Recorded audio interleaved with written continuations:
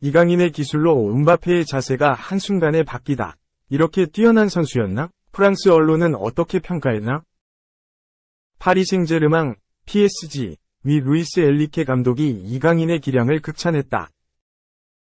PSG는 29일 오후 9시, 한국 시간, 브레스트를 상대로 2023에서 24시즌 프랑스 리그 1 10라운드 원정 경기를 치른다. 루이스 엔리케 감독은 브레스트전을 앞두고 열린 기자회견에 참석한 가운데 프랑스 매체 RMC 스포츠 등을 통해 이강인의 올 시즌 활약에 대해 언급했다. 루이스 엔리케 감독은 이강인에 대해 많은 기대와 희망을 가지고 있다. 우리는 이강인의 수준을 알고 있다.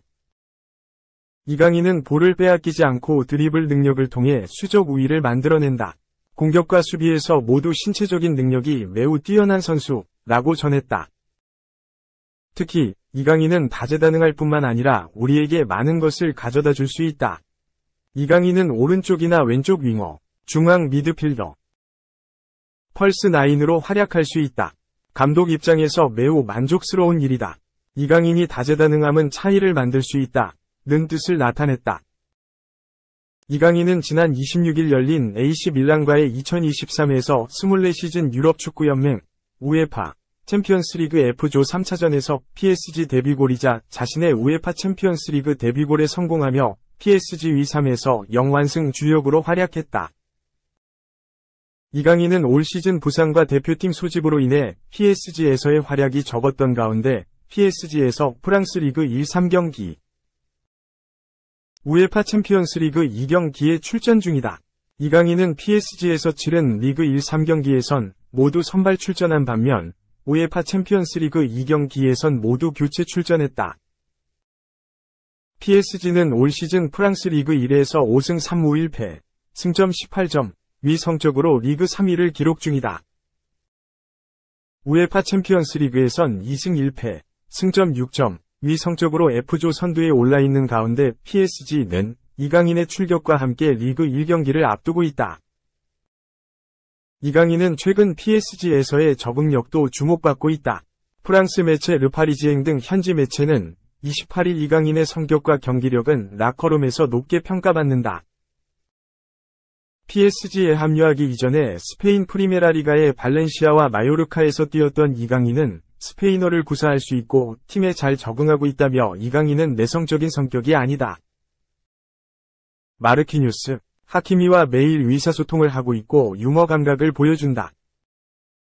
이강인은 팀원들과 진정한 관계를 구축하는 방법을 알고 있다. PSG에 몇 달 일찍 합류했다면 이강인이 라커룸을 장악했을 것이라고 전했다. 프랑스 매체 퀘스트 프랑스는 PSG는 이적 시장에서 선수 영입에 인색하지 않은 클럽이다. 올 여름 이적 시장에서 12명을 영입했다. 이강인은 PSG가 영입한 선수 중 거의 주목받지 못했다.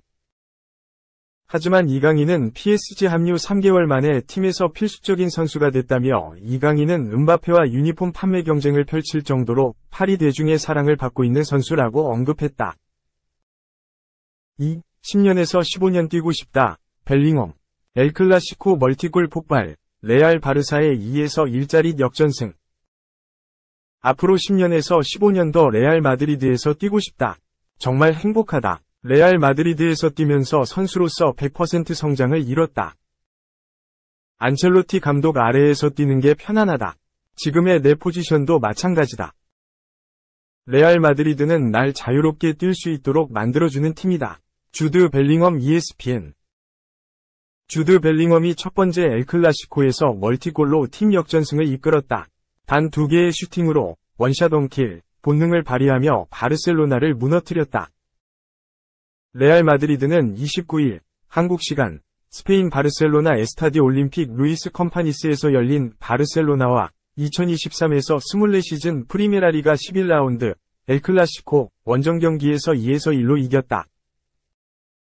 접진에서 승점 3점을 확보하며 상승세를 이어갔고 이날 승리로 리그 9승 1무 1패를 기록 선두자리 승점 28를 지켜냈다. 반면 바르셀로나는 리그 10경기 무패 행진이 마감하며 리그 3위 7승 3무 1패. 승점 24에 자리했다. 차비 에르난데스 감독은 레알 마드리드전을 앞두고 전방에 주앙 펠릭스, 페란 토레스, 주앙 칸셀로를 배치했다.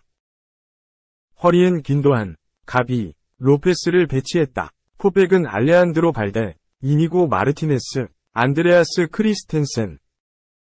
로날드 아라우오 카드를 꺼냈고 골문은 마크 테어 슈테겐이 지켰다.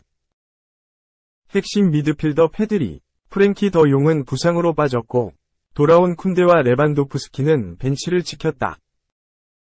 안첼로티 감독은 비니시우스 주니오르, 호드리구를 배치했다. 허리에 벨링엄, 토니 크로스, 페데리코 발베르데, 오렐리앙 추아메니를 배치해 중원 장악력을 시도했다. 수비는 페를랑 맨디, 다비드 알라바, 안토니오 리디거, 다니 카르바할이었고 골문은 케파 아리사발라가가 지켰다. 모드리치, 카마빈가 등은 벤치에서 출격을 기다렸다.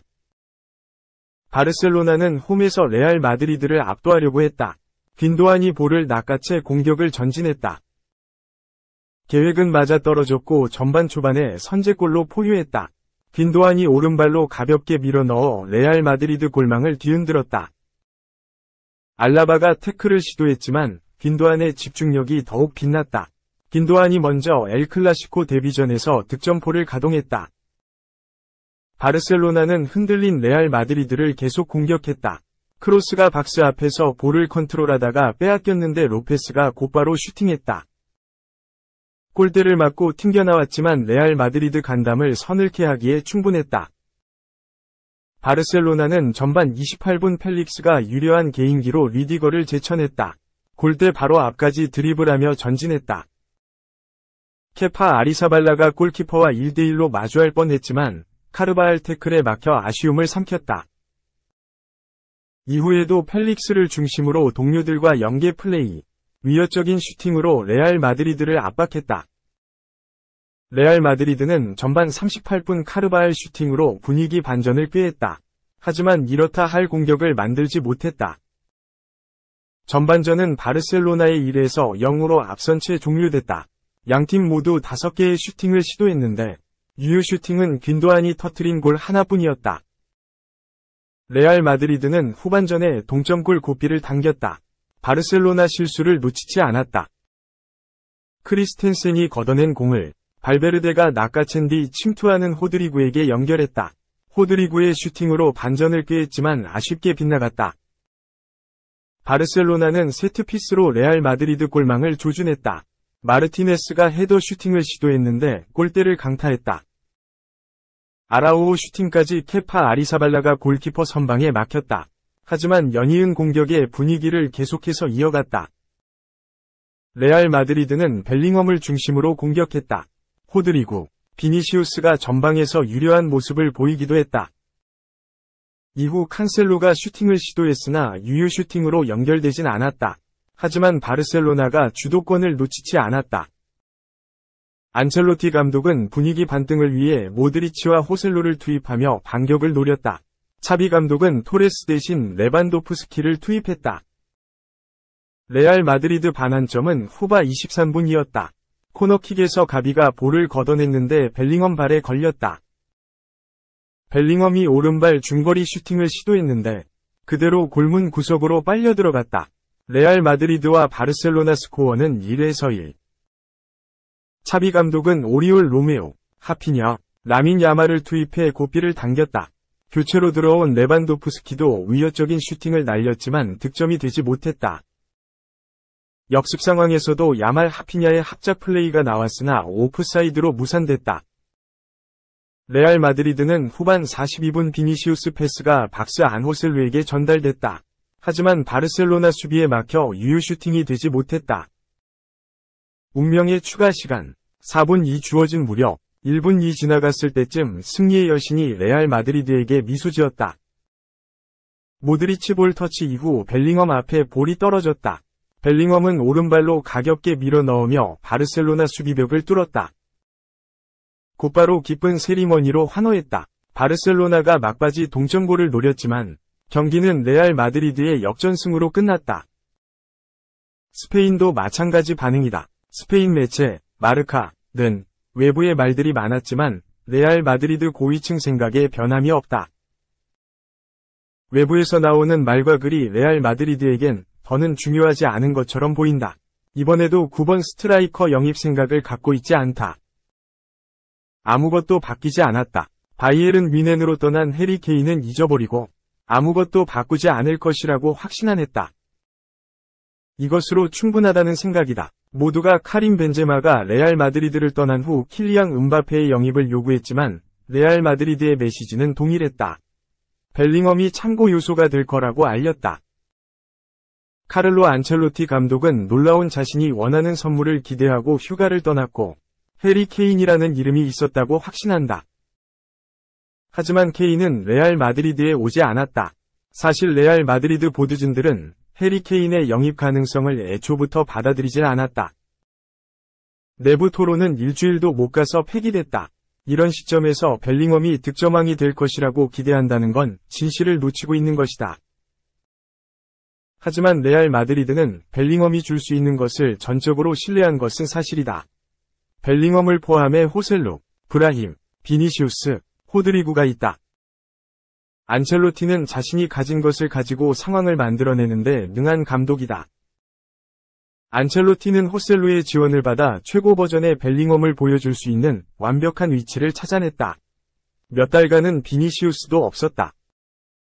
최고의 호드리구와 브라힘도 없었다. 벨링엄의 경우는 특별하고 다르다. 레알 마드리드는 몇 가지 장애물을 극복했다.